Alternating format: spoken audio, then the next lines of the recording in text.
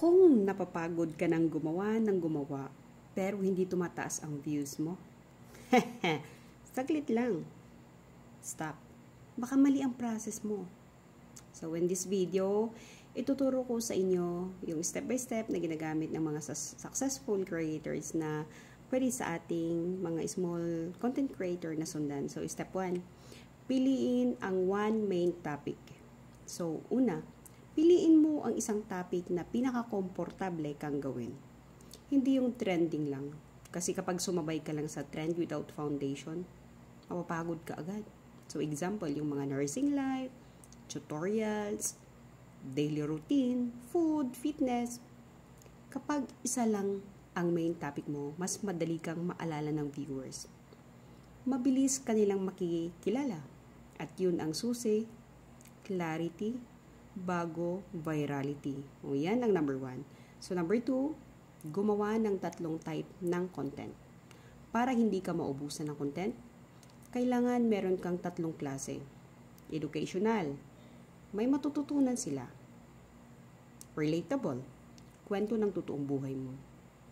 Engaging, questions, challenges. Kapag meron ka nito, hindi nababago-bago ang identity mo. Hindi ka sabog. At tandaan, iba ang content na may purpose sa content na may basta lang may ma-post lang. So, number 3, gamitin ang acronym na FAST format. So, this is the simplest pero pinakamabisang format na kaya mong simulan today. F, first 3 seconds. Dapat may dahilan sila para huwag mag-scroll.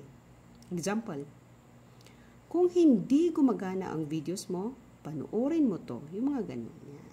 So, A, add value. Bigyan mo sila ng solusyon. Tip, kwento, or lesson. So, S, short and straight to the point.